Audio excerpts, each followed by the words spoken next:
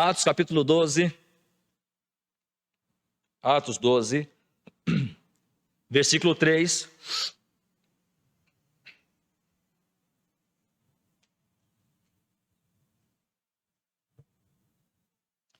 Atos capítulo 12, versículo 3.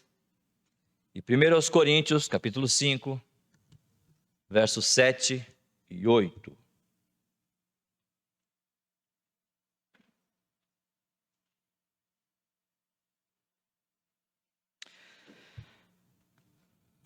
Atos, livro dos Atos dos Apóstolos, capítulo 12, versículo 3, e também 1 Coríntios, capítulo 5, versos 7 e 8. A palavra do Senhor nos diz assim: Vendo ser isto agradável aos judeus, prosseguiu, prendendo também a Pedro. E eram os dias dos pães asmos. Eu queria salientar essa última expressão do verso 3 aqui. E eram os dias dos pães asmos. 1 Coríntios 5, 7 e 8.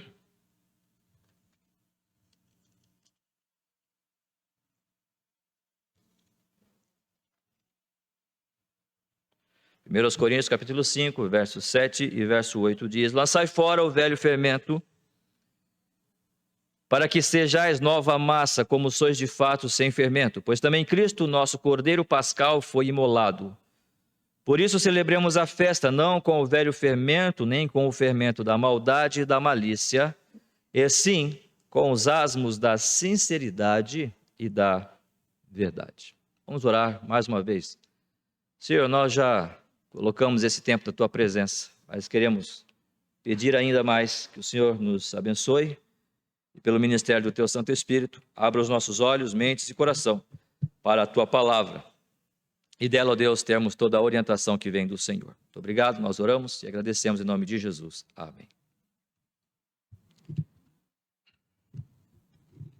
Estamos então com mais um texto do livro dos Atos dos Apóstolos, onde nós estamos meditando, conversando a respeito dessas experiências que aqueles irmãos tiveram ali no tempo do início da igreja.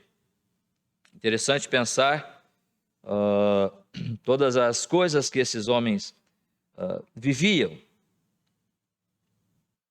as experiências que Pedro, os apóstolos, enfim, todos eles vivenciaram. Logo mais, nós já falamos de Paulo um pouco também, mas depois vamos ver mais verdades e experiências, por exemplo, do apóstolo Paulo. Mas nós estamos diante de uma situação que agora o Estado, o rei Herodes, ele persegue os apóstolos. Lembram que quando Paulo perseguia, ele perseguia a igreja, ele perseguia os discípulos, não necessariamente os líderes, ok?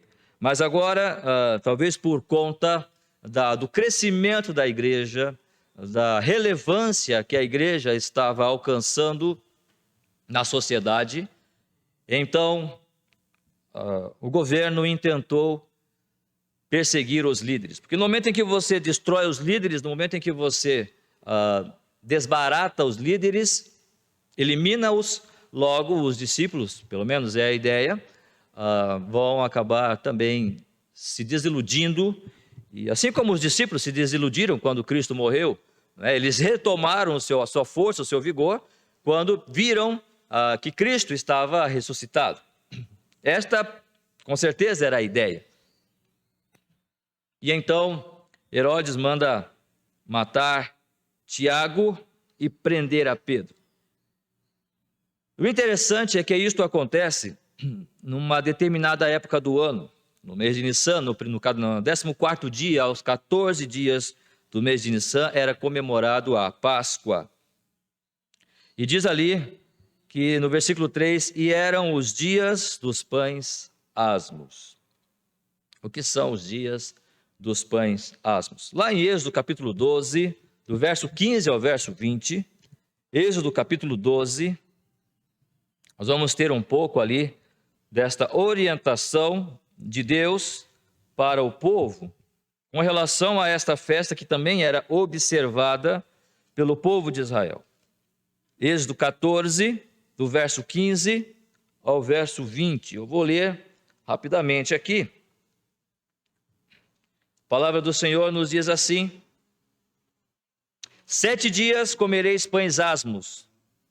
Logo ao primeiro dia tirareis o fermento das vossas casas, pois qualquer que comer coisa levedada desde o primeiro dia até o 7º dia, essa pessoa será eliminada de Israel. Ao primeiro dia haverá para vós outros santa assembleia, também ao 7º dia tereis santa assembleia, nenhuma obra se fará nele, exceto o que diz respeito ao comer, somente isso podereis fazer. Guardai, pois, a festa dos pães asmos, porque nesse mesmo dia tirarei vossas hostes da terra do Egito, portanto guardareis este dia nas vossas gerações, por estatuto perpétuo. Desde o dia 14 do primeiro mês à tarde, comereis pães asmos até a tarde do dia 21 do mesmo mês. Por 7 dias não se ache nenhum fermento nas vossas casas, porque qualquer que comer pão levedado será eliminado da congregação de Israel, tanto o peregrino como o natural da terra. O que nós temos aqui é uma festa que foi inserida na Páscoa. Se você olhar capítulo 12 de Êxodo, está falando da instituição da Páscoa, quando Deus institui a Páscoa para os judeus, ou seja, a saída do povo do Egito, do cativeiro do Egito. Então, quando o povo estava saindo, ele pediu: olha, vocês vão matar um cordeiro, vocês vão pegar o sangue daquele cordeiro e vão aspergir na porta, nos umbrais da porta ali, em cima e do lado, né? Da sua porta. Então, quando o anjo da morte passar pelo Egito, ele não matará os seus filhos, mas matará sim os primogênitos dos filhos do Egito. E assim o povo de Israel fez, e estava então instituída a Páscoa, essa celebração. E não somente o dia apenas da saída do povo de Israel, não somente aquele dia onde Deus manifesta a sua graça, onde Deus manifesta a sua salvação ao povo, mas durante 7 dias depois era comemorado o dia dos pães asmos. Ou na verdade, esse tempo todo, este período todo da saída do povo do Egito, que é a morte daquele cordeiro, aspergir nos umbrais da porta, o sangue daquele cordeiro, não somente este momento, a saída deles, a libertação do povo, mas durante 7 dias, em peregrinação, eles deveriam peregrinar sem comer qualquer tipo de fermento. A Páscoa e esses 7 dias, os pães asmos, dizia respeito a uma festa só. Eram em duas, né, a festa da Páscoa e dos pães asmos, mas era na verdade um pacote completo. E era a festa mais sagrada, a festa mais observada pelo povo judeu. Tanto é que certa vez o rei Herodes, ou Agripa, perdão, pediu para que trouxesse para ele um rim de cada cordeiro que fosse morto numa dessas festas. Certa vez o rei pediu: olha, eu quero um rim de cada cordeiro que é morto na festa da Páscoa. Muitas pessoas vinham de longe para celebrar aquela festa. 600.000 rins foram recolhidos. Sabe qual que é a questão? A questão é que para cada cordeiro era morto valendo para 10 pessoas. Logo era possível que nós tivéssemos ali 600.000 pessoas, 6 milhões de pessoas naquela festa.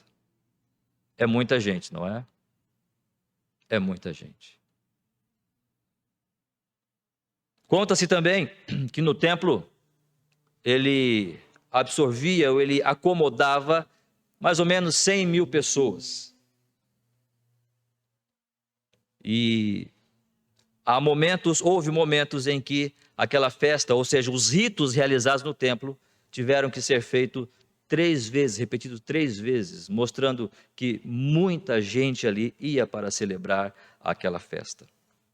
Por que eu estou dizendo isso? Só para nós nos contextualizarmos de que a festa aqui era algo muito grande, muita gente chegando.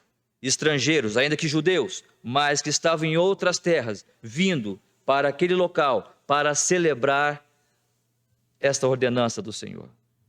Dessa forma, irmãos, nós temos um rei perseguindo a igreja de Deus, prendendo e matando os apóstolos. No momento não era numa situação de anonimato. Olha, não deixa ninguém ver, olha, ninguém vai saber, vamos fazer assim aos escondidos. Não, muito pelo contrário, porque quando nós olhamos aqui para, no versículo 3, vendo ser isto agradável aos judeus, prosseguiu, prendendo também a Pedro, e eram os dias dos pães asmos. Portanto, nós estamos vendo aqui uma festa, uma celebração, onde milhares de pessoas estavam chegando àquela cidade, a Jerusalém, ao templo, para celebrar a festa. E havia toda uma estratégia do governo, do rei, para agradar os judeus que estavam ali, fazendo o quê? Perseguindo a igreja de Deus. Irmãos, o que é que isso tem a ver conosco? No versículo 13, então, nos diz que eram os dias dos pães asmos. A Páscoa, então, foi a saída do povo de Israel, a libertação. Os pães asmos, a peregrinação no deserto, sem pecado, ou seja, sem fermento. Comendo pão sem fermento nenhum. Essa era a festa. Cristo é o nosso Cordeiro Pascal. 1 Coríntios, capítulo 5, versos 7 e 8.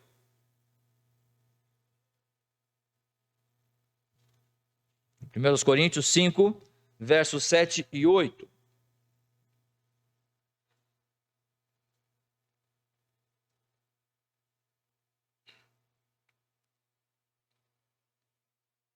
Lançai fora o velho fermento, para que sejais nova massa, como sois de fato, sem fermento. Pois também Cristo, nosso Cordeiro Pascal, foi imolado.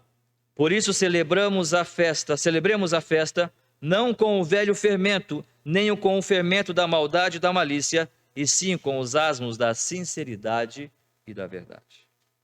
O que temos aqui, então, é uma transposição de ideias. Olhando para o povo judeu e tudo que ele vivia, tudo que eles experimentavam, trazendo para os nossos dias, Cristo é a nossa Páscoa. Daqui a pouco nós vamos celebrar o seu corpo, sendo morto ali na cruz, o seu sangue vertido para a nossa salvação. Ele representa Cristo, aquele cordeiro lá do povo de Israel, representa então quando Cristo morre na cruz do Calvário. E aquele sangue do cordeiro que foi aspergido nas portas das famílias, representava o sangue de Cristo que haveria de ser derramado também pelos nossos pecados. E estamos nessa peregrinação. Naquele dia em que você recebeu a Cristo como Senhor e Salvador da sua vida. Naquele dia em que você creu que o sangue de Cristo derramado lá na cruz do Calvário é suficiente para a salvação, você foi então liberto do poder do pecado. Como nós temos sempre falado, pois a palavra nos orienta, não são as minhas obras, não é o meu zelo, mas sim a graça de Deus em Cristo Jesus. O sangue dele, a morte dele na cruz do Calvário é que pode me libertar. E nós estamos peregrinando. Portanto, podemos dizer com toda a propriedade que nós estamos nos dias dos pães asmos. Hoje são os dias dos pães asmos. Porque estamos peregrinando aqui ainda. Essa não é a nossa terra. Estamos à espera da terra prometida. Assim como o povo de Israel peregrinou sem comer nenhum tipo de fermento, e o fermento na palavra de Deus representa pecado, nós estamos também peregrinando aqui, e claro que a orientação é que nós deixemos o pecado para caminharmos com Cristo, e isso Cristo já fez, ele já venceu o pecado, já venceu a morte, para que nós pudéssemos andar, peregrinar e caminhar aqui nesta terra.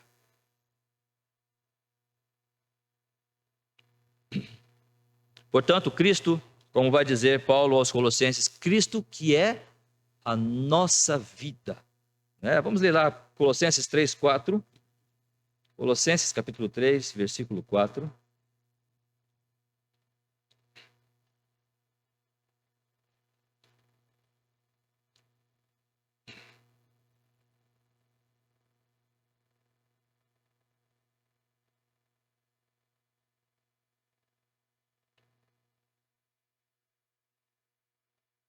Vamos ler o versículo 13 e o 4. Porque morrestes e a vossa vida está oculta juntamente com Cristo em Deus.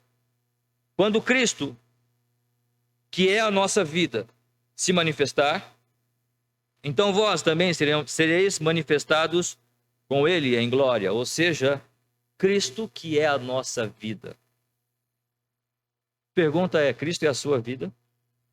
Você vive por Ele? Você reconhece, já reconheceu, que você só tem vida porque Cristo venceu a morte lá na cruz do Calvário? Nós cantamos há pouco, né? Achei a fonte carmesim em que Jesus abriu, que meu Jesus abriu. Eu creio sim, Jesus por mim morreu. E sobre a cruz, para me salvar, castigo padeceu. E sobre a cruz, para me salvar, castigo padeceu.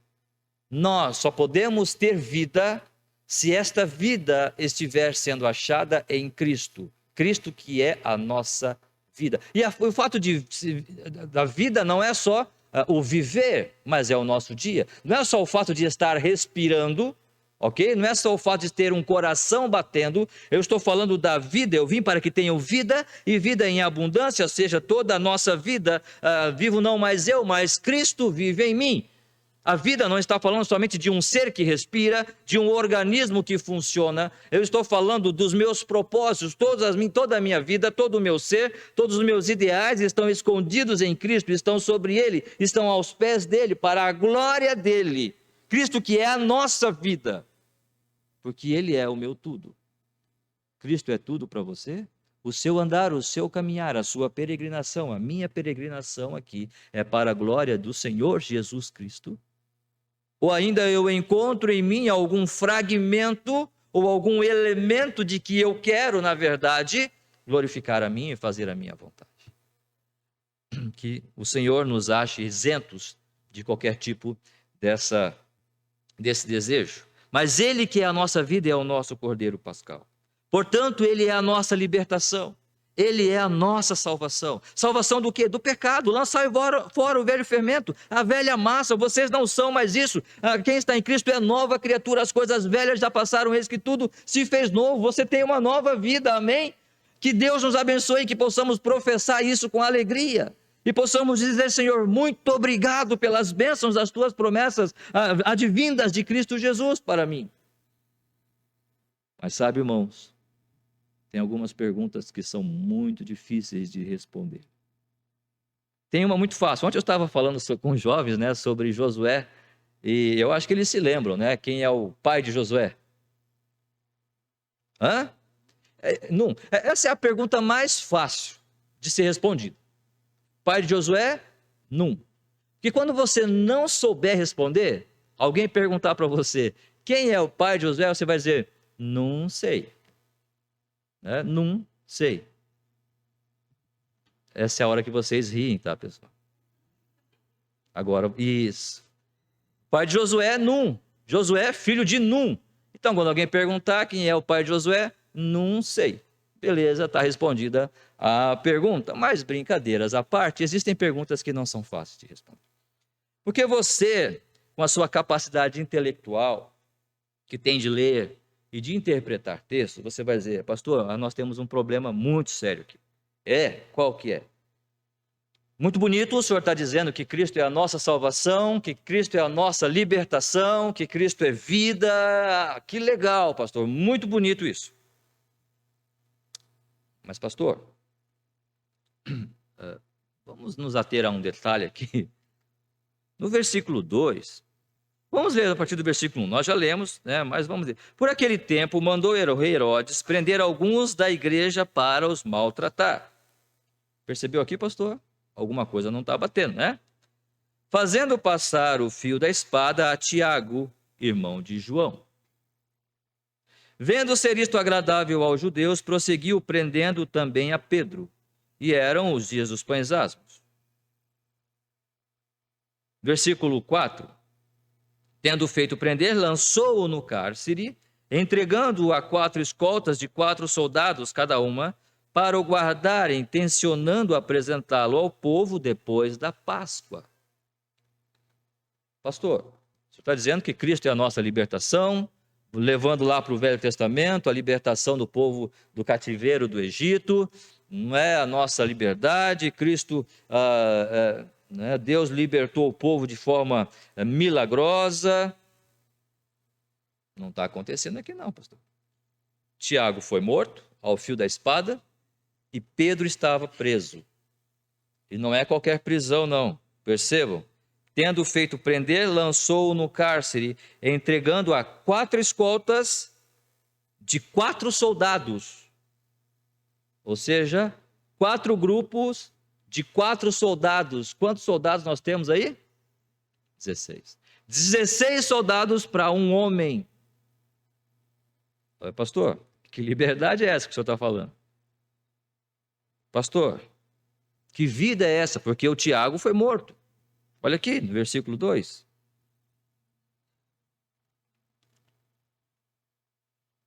Irmãos, é bem verdade. Esses dias eu estava ouvindo um testemunho no rádio e alguém perguntou, sua vida cristã? E alguém, não, porque eu recebi o Espírito Santo. Sem querer debochar, né, do testemunho da pessoa. Mas ela, não sei quantas vezes ela falou o Espírito Santo, porque quando eu recebi o Espírito Santo, eu me tornei uma pessoa melhor. Quando eu recebi o Espírito Santo, eu comecei a ter prosperidade. E eu casei com uma pessoa de Deus. E meus filhos são filhos de Deus, porque eu recebi o Espírito Santo, e ficou nesta conversa. E em nenhum momento eu percebi qualquer elemento, qualquer fração da ideia de que a partir de agora ela não vive mais para este mundo.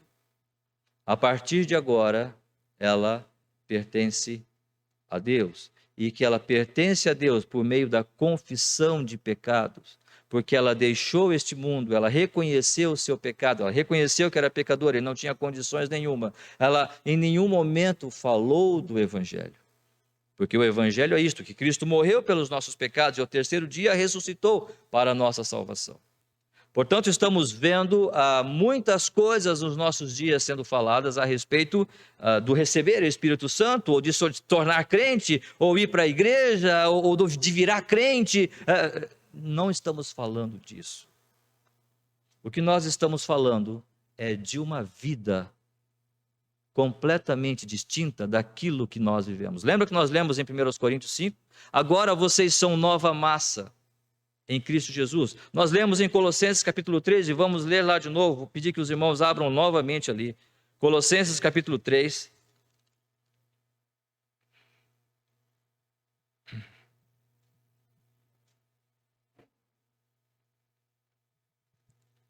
Verso 1, 2. E vamos ler o 13 e o 4 também, para complementarmos a ideia. Portanto, se fosses ressuscitados juntamente com Cristo, buscai as coisas lá do alto, onde Cristo vive, assentado à direita de Deus. Pensai nas coisas lá do alto, não nas que são aqui da terra. Porque morrestes e a vossa vida está oculta juntamente com Cristo em Deus. Quando Cristo, que é a nossa vida, se manifestar, então vós também sereis manifestado com Ele em glória. Percebam que a mentalidade, a ideia, a conversa, o diálogo aqui é completamente outro. E nós não estamos voltados, nós não estamos firmados para as coisas dessa terra. Vós que pensais nas coisas lá do alto, porque vocês morreram para as coisas deste mundo. Nós morremos para este mundo. Nós de fato morremos para este mundo mesmo, irmãos. De fato, nós podemos dizer com toda a propriedade, com os nossos lábios, dizer: Senhor, sim, eu morri para este mundo e não estou mais preocupado com as coisas dessa terra. E mesmo que eu morra, eu estarei contigo. Mesmo que eu seja preso, eu estarei contigo, porque tu és meu Senhor. Esta é a visão, esta é a ideia. Não estou mais preocupado ou focado ou arraigado às coisas dessa terra. E é esta a diferença que faz aqui. Porque nós não estamos falando de ser presos fisicamente, estarmos encarcerados, ou alguém nos pegar e nos levar para a prisão agora, nesse momento. Eu não estou falando apenas de perder a minha vida ou deixar de respirar, porque eu sei que no momento em que isso acontecer, eu estarei com Cristo eternamente na glória. Esta é a verdade. Foi por isso que Cristo morreu, para realmente nos dar a vida. E não uma vida que perece, não uma vida que acaba aqui, mas de fato uma vida eterna. Você pode dizer com todas as palavras que você já tem ao Senhor Jesus Cristo. E o testemunho é esse, que quem tem o Filho tem a vida eterna. Você pode dizer com toda a convicção no seu coração que você já tem a Cristo como Senhor, logo você já tem a vida eterna. Se não pode dizer, o desafio da palavra do Senhor hoje é que você tome essa decisão. Porque Cristo é a nossa vida. Esta vida que nós vivemos aqui, um dia ela termina, um dia ela acaba. E a esperança que nós temos de vivermos além desta vida, ou não nos preocuparmos simplesmente com os 100 anos ou os 120 anos que nós possamos ter aqui, se alguém conseguir chegar a 120 anos, não é? Imagine você conseguindo chegar a 120 anos, mas vai acabar. Mesmo que você chegue a 120, vai acabar. Agora, Cristo promete a vida eterna. Você já pode dizer que você tem a vida eterna em Cristo Jesus, pela obra dele, porque você confia na obra dele na cruz do Calvário. E era isto que fazia a diferença na vida destes homens. E era isso que fazia a diferença na vida da igreja primitiva, da igreja do livro dos Atos dos Apóstolos. Porque eles não estavam preocupados simplesmente com a sua vida, com o seu momento, mas o que eles queriam era fazer a glória de Deus. Ou seja, glorificar a Deus, cumprir a vontade de Deus na sua vida. Mas saiba que por mais que isso possa ser verdade, por mais que eu tenha tomado uma decisão, por mais que um dia eu tenha chegado e dito, Senhor, realmente eu quero receber a Ti como Senhor da minha vida, saiba que o mundo vai trabalhar contra tudo isso. Saiba que o mundo vai trabalhar para nos desestimular da fé. Perceba como nós falamos aqui, havia toda uma estratégia. Herodes queria, para assegurar o seu cargo, para ficar bem com todos, agradar gregos e troianos, gregos e judeus, ele então procura matar Tiago e prender Pedro. Para quê? Porque ele viu que isso era agradável aos judeus.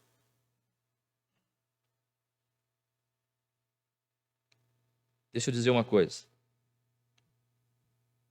Aquelas coisas que são agradáveis a Deus, geralmente não é agradável às multidões.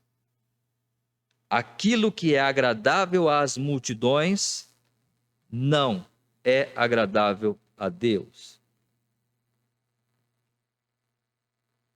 A voz do povo é a voz de Deus, pode ser? A gente já ouviu isso, já falou isso.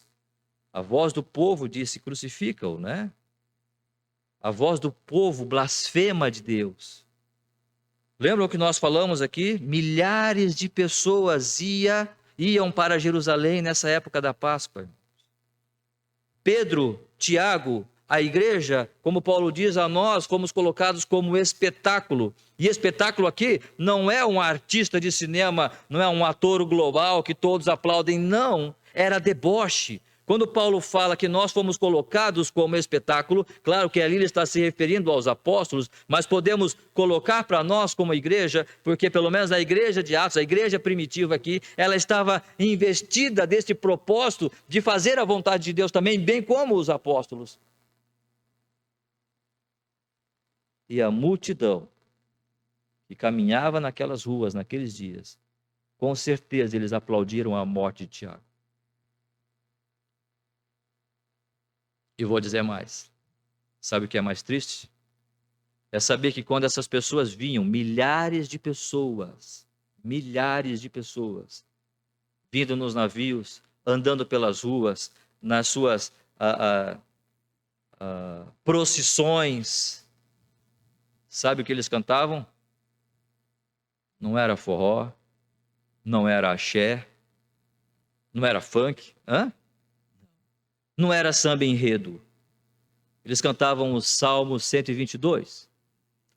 Alegrei-me quando me disseram, vamos, vamos à casa do Senhor. Era isso que eles cantavam. E quem vai dizer que esse povo não estava também fazendo a vontade de Deus? Imagine milhares de judeus dizendo, Reveinu Shalom Aleichem, Reveinu Shalom Aleichem, Reveinu Shalom Aleichem, Reveinu Shalom, Shalom, Shalom Aleichem. Era a música deles. E esse povo todo adorando a Deus. E agora vamos ver Herodes matar Tiago. Vamos ver Herodes prender Pedro. Olha, preso. Pedro está preso lá. É o líder desta seita que quer acabar com o judaísmo, com as nossas heranças, com a nossa cultura, com a nossa tradição. Aquilo que Deus fez por nós. Esses homens. Nós somos o povo de Deus. Nós temos a verdade. Milhares de pessoas cantando salmos contra aqueles homens, contra aquela igreja, em comparação com esses milhões, com essas milhares de pessoas, minúscula. Você suportaria isso? Eu suportaria tamanha vergonha? Nós manteríamos-nos firmes diante de tal estratégia do governo para nos dobrar na nossa fé? Para nos fazer questionarmos e dizermos, será que eu estou certo? Ou será que eu devo também cantar esse salmo junto com essa galera aí? Será que eu estou certo na minha posição ou eu estou querendo ser muito certinho? Será que eu estou certo na minha posição ou eu estou talvez um pouco equivocado nos meus pensamentos? Perceba, irmãos, por mais que Cristo seja a nossa vida, por mais que um dia nós tenhamos tomado uma posição ao lado de Cristo e sejamos de fato salvos, mas perceba, irmãos, a pressão que o mundo exerce sobre nós não é fácil, é tamanha. E por vezes nós cedemos. Graças a Deus que o Pedro não fez.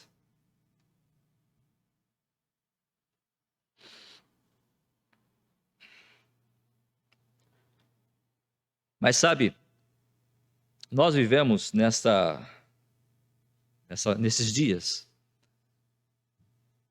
trazendo para os nossos tempos aqui, essa festa, essa Páscoa, porque Cristo é a nossa Páscoa, Ele é a nossa libertação, não da carne, tão somente, não estou falando de uma salvação física, financeira, ainda que Cristo o possa fazer. Mas eu estou falando de uma nova mentalidade, de um novo propósito de glorificar a Deus com a minha vida, com visões para a eternidade, pensando nas coisas lá do alto. Mas sabe, por mais que nós possamos pensar que é uma incoerência, e o mundo vai fazer eu pensar, ou você pensar que talvez a sua fé não está dando resultado, porque afinal de contas eu creio em Cristo, mas Tiago foi morto, Pedro está preso. Eu recebi a Cristo, mas eu não estou tendo sucesso no meu trabalho. As pessoas não estão me reconhecendo. O mundo está ao meu redor. Como Pedro vai dizer, o inimigo, Satanás, está ao redor, buscando alguém para devorar. Então, no meu trabalho, eu deveria talvez ser mais reconhecido. Na minha família, talvez eu deveria ter mais apoio. Enfim, eu deveria ter mais sorte nos meus negócios, mas isso não está acontecendo. Com certeza, salvo aquelas más decisões que nós tomamos, porque nós não podemos excluir o fato de que nós tomamos decisões erradas e vamos colher as decisões, o fruto dessas decisões. Mas se nós estamos fazendo a vontade do Senhor, assim como Tiago fez, assim como Pedro fez, assim como a igreja estava fazendo, permaneçamos firmes, porque Satanás tem uma estrutura muito sólida para nos fazer cair, para nos derrotar, para tentar nos desanimar e para tentar nos desarraigar dessa nossa fé, nos tirar e desanimarmos de seguirmos a Cristo. Mas permanecemos firmes, sabe por quê? Como aquele time que está perdendo, mas naquele último momento, aos 45 do segundo tempo, ele vai lá e vira o jogo. Com perdão aí da ilustração, mas assim, com toda a reverência eu falo, mas assim é o nosso Deus. Herodes estava pronto para entregar Pedro naquela mesma noite. Não tinha mais tempo. Não tinha mais o que fazer. Mas tinha uma diferença. Eu acho que vocês já viram qual é. Versículo 5. Pedro, pois, estava guardado no cárcere, mas havia oração incessante a Deus por parte da igreja a favor dele. Deus não trabalha com as nossas estratégias, com estratégias humanas. O mundo faz isso. Herodes estava fazendo isso. Para agradar os judeus, mandou prender Pedro, colocando 16 soldados, acorrentando aquele homem. Mandou matar Tiago. Para agradar, essa era a sua estratégia, as suas artimanhas políticas. Deus não trabalha assim. Ele trabalha de forma sobrenatural. Aos 45 do segundo tempo, então, naquela mesma noite, algo que ninguém pode explicar, algo que ninguém com a razão, de maneira racional, poderia explicar isso. E se você está buscando, se você está querendo entender Deus de maneira racional, vou dizer o seguinte: esquece, você não vai entender. Se você quer entender a forma de Deus agir de maneira racional, 2 mais 2 é igual a 4, não esquece, isso não vai acontecer. Quantas não foram os momentos que você estava passando talvez por alguma dificuldade, e você orou e você já tinha desanimado, e falou: Senhor, esquece, não dá mais. E de repente, no último minuto, Deus manda uma solução, Deus manda alguém, Deus manda uma mensagem, Deus te dá aquela ideia, Deus te fala de alguma forma. Alguém chega na sua casa, e eis que então tudo se resolve, tudo se renova, porque esta é a maneira de Deus fazer. Ele age no sobrenatural. A questão aqui não é o tempo, mas a questão aqui é perseverança. Não é o nosso tempo, mas é a nossa percepção, porque Deus não age dentro do nosso tempo, porque hoje nós estamos dizendo, como diz um dos nossos poetas, Arnaldo Antunes, né, tudo ao mesmo tempo agora.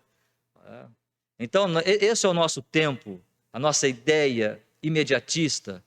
Eu quero tudo ao mesmo tempo e quero agora.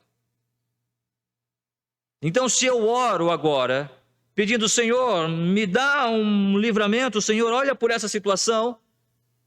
Primeiro dia Deus não responde, e o segundo dia Deus não responde, e o terceiro dia Deus não responde, aí eu desanimo, porque, Senhor, eu tenho uma semana para resolver isso, e já vai para o sexto dia, o Senhor não respondeu, mas a questão não é o meu tempo, a questão é a minha perseverança em confiar, em continuar confiando, sem que nesse tempo eu me desespere.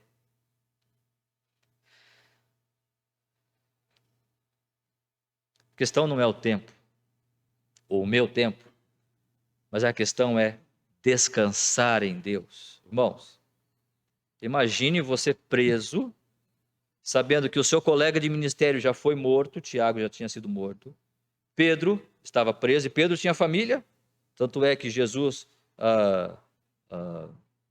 cura a sogra de Pedro, né? Nós temos essa situação, milagre do Senhor. Pedro, ele tinha família, ele não era solteiro. Esses dias nós estávamos discutindo sobre Paulo, era casado ou não, né? Há muitas dúvidas sobre isso. Pedro não, Pedro era casado. Ele tinha família. Estava talvez os seus filhos em casa, sua esposa em casa, ou talvez a sua esposa orando por ele, os seus filhos também orando por ele. O seu colega Tiago estava morto. Milhares e milhares de pessoas andando nas ruas, cantando salmos, fazendo orações nos templos, praticando a religião judaica, entendendo que estão glorificando a Deus. E eu estou aqui preso, 16 soldados à minha volta para me prender, e amanhã de manhã ou amanhã à noite, Herodes vai me matar, vai me passar a espada, ou vai me crucificar, eu não sei de que maneira eu vou morrer, mas eu vou morrer amanhã. O que Pedro fazia, irmãos?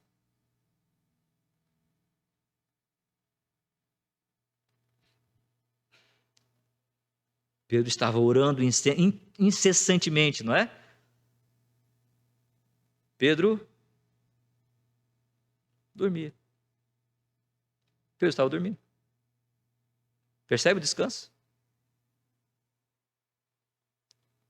Lembra aquela conta que vai vencer? Você não dorme a noite toda porque vai vencer a conta. Lembra aquele problema no trabalho que você tem que resolver? Lembra aquela pessoa com a qual você tem que falar?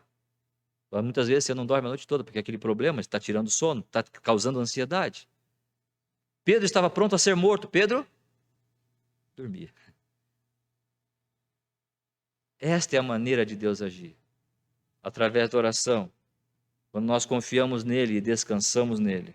Então, eis que sobreveio, versículo 7, um anjo do Senhor e uma luz iluminou a prisão, e tocando ele o lado de Pedro o despertou. Nessa nossa caminhada, Cristo que é a nossa luz. Ontem nós estávamos falando também sobre a palavra do Senhor. Lâmpada para os meus pés e luz para os meus caminhos é a tua palavra. Nessa nossa peregrinação, nesses dias dos pães asmos, que estamos buscando viver sem fermento, Cristo é a nossa luz. A palavra de Deus é a minha luz que vai conduzir-me nos caminhos para a glória do nosso Deus.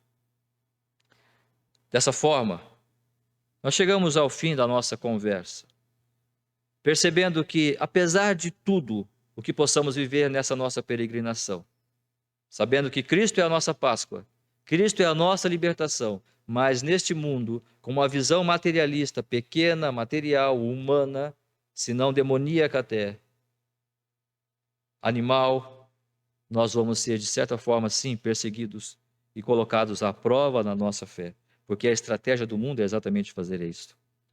Mas Deus, na sua graça e no seu tempo, Ele deseja apenas que nós confiemos nele em oração, confiemos nele e descansemos. E se precisar dormir, dormamos. Eu sei, eu estou falando como alguém, então, que dorme, não é bem assim. Mas este é o desafio. Esta é a exortação para mim, esta é a exortação para você. É a exortação para a igreja de Cristo, porque é assim que a igreja de Cristo vivia, é assim que nós devemos também permanecer e viver. Agora, tem coisas que nós não podemos fazer. De fato, tem coisas que nós não podemos fazer. Agora, tem coisas que nós devemos fazer. O anjo, quando chega ali e diz, Pedro, levanta, teve que tocar em Pedro, né? Tocar do lado do Pedro aqui nas ilhargas, como diz alguma versão, do lado de Pedro aqui, despertou dizendo, levanta depressa. O anjo teve que despertar Pedro, porque estava dormindo, estava tão bom o sono, ele ia morrer mesmo, então pelo menos que eu morra descansado, não é? Então as cadeias caíram-lhe das mãos. Pedro não podia tirar as cadeias, mas o anjo o fez. Disse o anjo, cinge-te e calça as sandálias. E assim ele fez. Disse-lhe mais, põe a capa e segue-me. Irmãos, só como uma conclusão. Que relevância tinha a capa aqui nesse momento? Que relevância tinha as sandálias que Pedro iria calçar ali? O anjo não podia pegar Pedro no colo e levar e esquentá-lo com o seu poder, com a sua glória, com sua santidade angelical, até a igreja para onde ele foi? Podia. O anjo fez isso? Não. Se confessarmos os nossos pecados, ele é fiel e justo para nos perdoar os pecados e nos purificar de toda injustiça. Tem coisas que nós não podemos fazer, mas tem coisas que nós temos que fazer. E talvez são coisas bem simples. E você vai entender, mas isso não tem utilidade. Tem. A capa tinha utilidade para Pedro. Abrigava-o do frio. As sandálias tinham utilidade para Pedro. Cingir-se significa pegar a sua roupa, colocar no cinto aqui para que, se ele corresse, a sua própria roupa, aquele sobretudo, não atrapalhasse ele. Tem coisas que nós não podemos fazer, como quebrar as cadeias do pecado que estão sobre nós. Mas Cristo já fez. Tem coisas que nós não podemos fazer, criar em nós uma mentalidade nova, que nós possamos olhar para a vida eterna. Nós não podemos fazer isso. Mas o Espírito Santo que habita em nós, se você já é um salvo em Cristo Jesus, ele pode te dar essa mentalidade. Agora, tem coisas que Deus não pode fazer. Entre aspas, eu estou fazendo isso, tá, irmãos? Se confessarmos os nossos pecados, ele é fiel e justo para nos perdoar os pecados. Se confessar. Você vai olhar e vai dizer, isso não precisa. Eu sou filho de Deus, Deus me ama. Claro que Deus te ama. Mas em nenhum momento ele isentou-nos de reconhecermos que somos pecadores. Isso você tem que fazer. Se confessarmos os nossos pecados, é necessário que você, que eu, que nós confessemos diante do Senhor. É necessário que nós cheguemos a Ele. Neste mundo que vivemos, isso é bobagem. Mas é isto que Deus pede de você. Uma atitude de submissão. Uma atitude... Deus sabe quem você é. 1 Coríntios 5, 7 e 8. Ele sabe que você é pecador. Ele sabe que eu sou pecador. Ele sabe a nossa situação, a nossa realidade. Lança fora o velho fermento, para que sejais nova massa. Por isso também celebremos a festa. Pensemos em Cristo. Não com o velho fermento, nem com o fermento da maldade, da malícia, e sim com os asmos da sinceridade e da verdade. O que Paulo está dizendo aqui? O que Paulo está falando para essa igreja? Vamos voltar no capítulo 5 aqui de 1 Coríntios, no versículo 1. 1 Coríntios 5, 1 diz ali: geralmente se ouve que há entre vós imoralidade tal. Ah, entendi, pastor. Paulo está pregando contra a imoralidade daquela igreja. Eu vou dizer também. Mas esse não era o problema principal. Irmãos, Deus sabe o que nós somos. Deus sabe quem você é. O problema de Paulo com esta igreja não era o pecado. E percebam, eu não estou aqui liberando para nós pecarmos, ok? Mas sabe qual era o problema de Paulo? Qual era o problema de Deus com essa igreja? Versículo 2. E contudo andais vós ensoberbecidos. O problema não é o pecado. O problema é a minha atitude que eu tenho com o meu pecado. Quando eu consigo dar desculpas, quando eu consigo em pecado andar ensoberbecido, quando eu consigo mesmo em pecado me jactanciar, Paulo vai dizer no versículo 6, não é boa a vossa jactância.